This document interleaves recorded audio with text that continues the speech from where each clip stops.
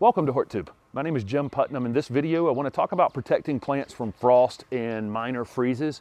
I've got predicted temperature tonight around between 32 and 35 degrees in my area.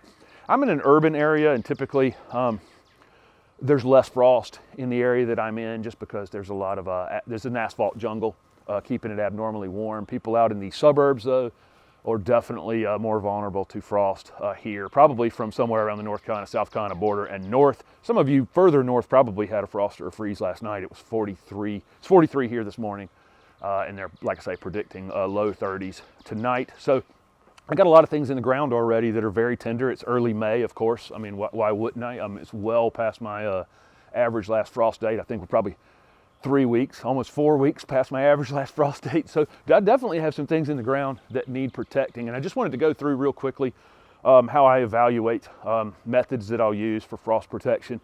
The number one thing you need to do is water.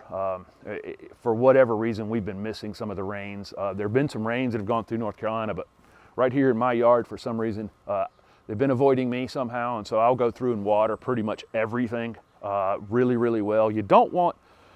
You never want to have a double stress. And so if we consider the frost a stress on a plant, then having it dry going into that would be a double stress. And that was definitely leave them more vulnerable to frost damage. So I'm going to go through and water everything. Containers that I can move that have tender annuals in them, I'll move close to the house or under a shelter. This would be different if I was going to have more of a freeze. If they were predicting something in the 20s, they may need to go in a garage or something like that. But for me, I'm just trying to keep frost from forming on them in the late night or early morning. The wind gets really calm, after 4 a.m., 5 a.m., and sometime in the early morning is when frost forms. The plants are up against the house, under a shelter. It won't form on those plants. From there, the larger containers, if they've got something sturdy in them, I'll throw some sort of a blanket or sheet, containers that I can't move. Definitely hanging baskets need to be dropped down from their hangers and just put right up against the house if there's just a frost advisory for you. That will take care of them. You can put them right back up the following day.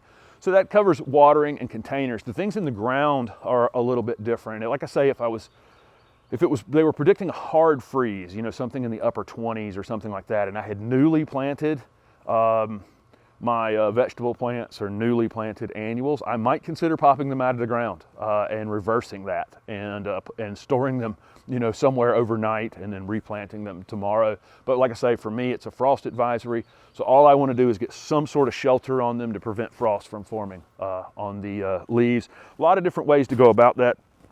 For annuals that I have in the ground, I'm just going to take a container and pop it right on top of it. I'm just basically putting a hat on it, as long as it's not too tall for the container. I don't want to bend it over, put any, break the top of it off. But any tender annual, just going to get a pot on top of its head.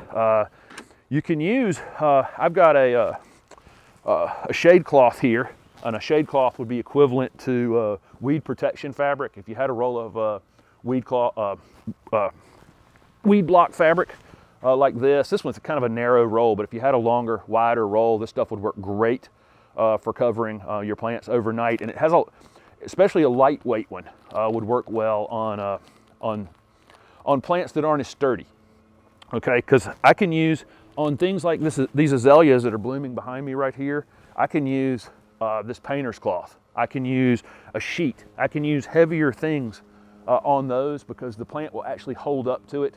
So you got to kind of think about that. If you put something heavy on a little tender annual that bends over really easily, you may end up doing more damage with the blanket than you would have just allowing it to frost on it. So do evaluate that.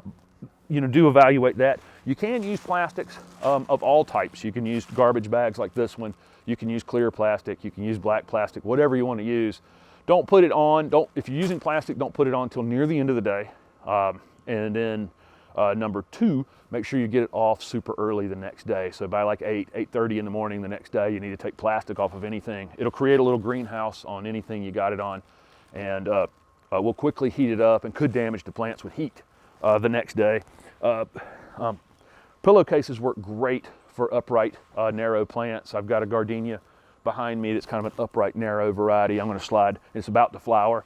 So I'm going to slide this pillowcase over it. It's a perfect weapon for that. So a lot of different strategies that I use, and I base it on whether, how sturdy the plants are, how long they've been in the ground. Like I say, anything that's been in the ground for like a day or two, it might be, especially if you still have the pots, it's kind of easy to reverse that and just put them back in the ground.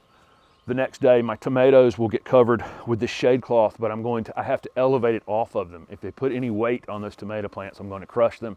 And like I say, do more damage than the frost might have done. And so there you go.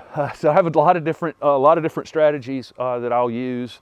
But make sure, like I say, make sure you water everything. Get your containers that you can moved up against the house. Cover any tender annuals with containers, pots, anything you've got that won't harm them. Dig them out if you still have the pots, and it's easy to do.